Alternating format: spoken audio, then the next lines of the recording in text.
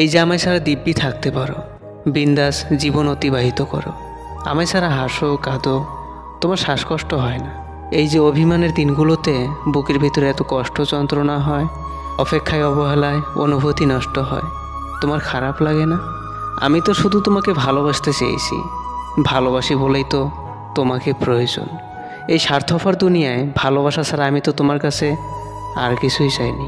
এই যে দিনের পর দিন তুমি আমায় এড়িয়ে চলো, দুঃখের দিনে পাশে থাকো না, প্রচণ্ড মন খারাপেও আমার সঙ্গ দেও না, অবসরে বাস্তবতার অজুহাত খোঁজো, আমার বুঝি কষ্ট লাগে না? তুমি তো আমায় ছাড়া থাকতে পারো, তবে তোমায় ছাড়া এক মুহূর্ত আমি থাকতে পারি না। থাকতে গিয়েও কেমন যেন দম বন্ধ হয়ে আসে। মায়া খুব খারাপ একটা জিনিস, তাই না? যখন কেউ বুঝতে পারে আপনি তার মায়ায় পড়ছেন, তখন তার কাছে আপনার কোনো গুরুত্ব থাকবে না। যে মানুষটা আপনাকে ভালোবাসে তার ঘুম ভাঙলেই আপনাকে মনে করবে এবং ফোনটা হাতে নিয়েই আপনাকে খুঁজবে।